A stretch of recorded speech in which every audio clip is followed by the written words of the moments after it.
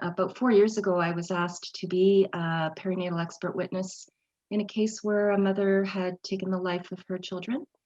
And, having expertise in the area of perinatal mental health, however, having no expertise in the courtroom around these cases, I was actually connected to George Parnham because of his expertise.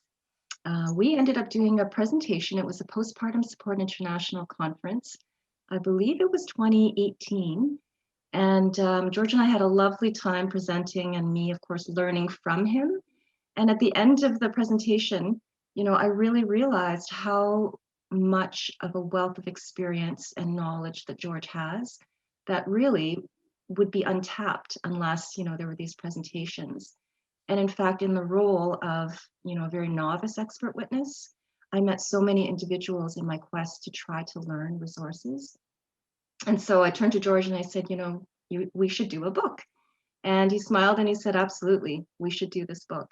And so this book actually pays tribute to George Parnham and as well Andrea Yates, who in 2001 did take the life of her 5 children, whom George Parnham did represent legally.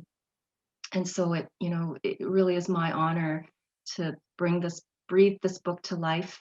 We have about 30 experts who contributed to the book and about 8 countries involved. So that's my story, George. What would you say was the impetus to our book?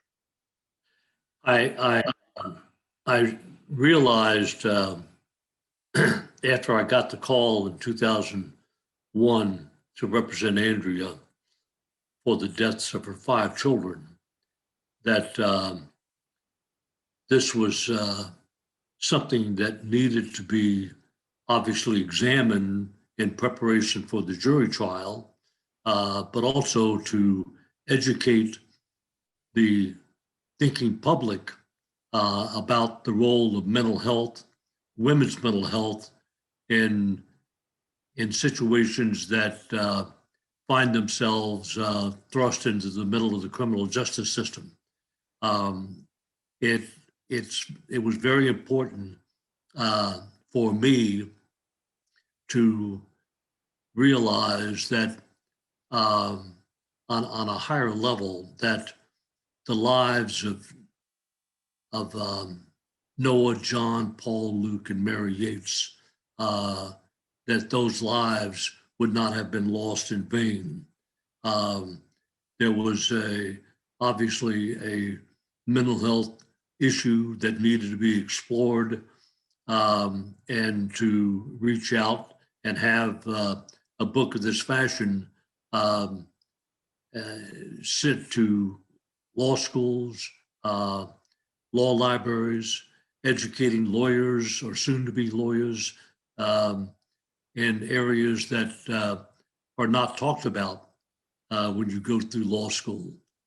These are all matters that are developed during the course of your practice, and you soon realize that the very episode of a mother who takes the life of a child is so different from the normal homicide, if you will, albeit no homicides are normal.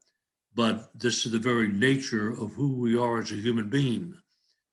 We all have mothers, and to be able to examine the mindset of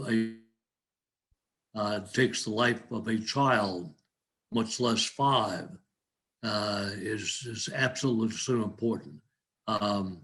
We tried this case, and the initial verdict of guilty was reversed. The state had sought to seek the death penalty of Andrea. Once we went back to trial, the jury acquitted her. And for that, I will be gratefully always very happy about not only the verdict, but whatever my office did and I did. And George, being able to share your expertise in that is, so much the basis of this book. And also, it's not actually that rare of an event. Maternal infanticide has occurred over the last, 2 centuries.